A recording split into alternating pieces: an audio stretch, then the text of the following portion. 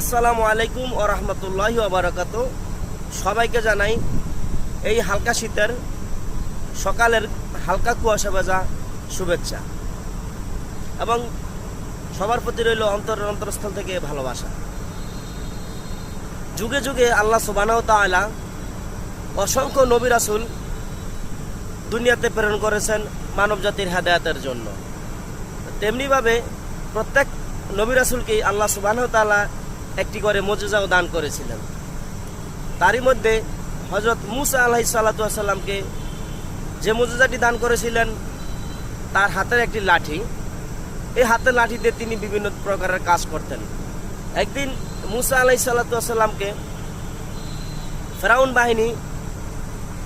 ফেরাউন তাকে তার বাহিনী টাহিনীর সাথে নিয়ে আক্রমণ করলেন। তো তিনি দৌড়াতে লাগলেন।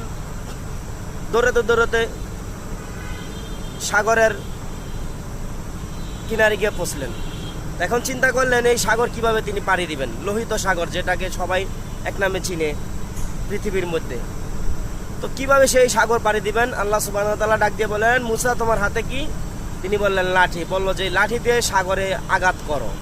তো ওই লাঠি দিয়ে সাগরে আঘাত করার সাথে সাথে 12টি রাস্তা হয়ে গেছে। সুবহানাল্লাহ। সেই রাস্তা দিয়ে মুসা আলাইহিস সালাতু ওয়াস সালাম তার উম্মতদেরকে নিয়ে সাগর পারে ওপারে চলে গেছিলেন। আর ফেরাউন বাহিনী টাহিনী নিয়ে ওই রাস্তা দিয়ে পার হতে গিয়ে সাগরের মধ্যে চুবনি খেয়ে ইঁদুরের মতো চুবনি খাইতে খাইতে ওখানেই তিনি শেষ হয়ে যায়। তেমনিভাবে হযরত ঈসা আলাইহিস সালাতু ওয়াস সালামকে তিনাকেও আল্লাহ সুবহানাহু ওয়া তাআলা এমন মুজিজা দান করেছিলেন, মৃত মানুষকেও তিনি জীবিত করতে পারতেন। কোনো মানুষ যদি কোনো শোকে আক্রান্ত হয়ে মৃত্যুবরণ করতেন, যে কোনো মৃত মানুষকে তিনি বলতেন যে কুম বিইজনিল্লাহ, হে মৃত ব্যক্তি তুমি আল্লাহর হুকুমে জীবিত হয়ে যাও, আল্লাহর হুকুমে দাঁড়িয়ে যাও।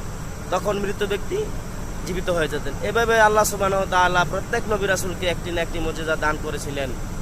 তেমনিভাবে আমাদের প্রিয় নবী মুহাম্মদ রাসূলুল্লাহ সাল্লাল্লাহু আলাইহি ওয়াসাল্লামকে মুজিজা দান করেছিলেন। মক্কার কাফেররা তিনাকে বলেছিলেন, হে মুহাম্মদ তুমি যদি সত্যিকারের নবী হয়ে থাকো তাহলে চাঁদকে দ্বিখণ্ডিত করে দেখাও।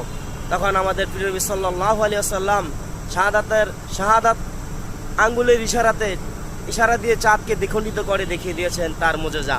সুবহানাল্লাহ, সুবহানাল্লাহি ওয়া বিহামদিহি, সুবহানাল্লাহিল আযীম। এই ছিল আমাদের প্রিয় নবী সাল্লাল্লাহু আলাইহি ওয়াসাল্লামের মুজিজা।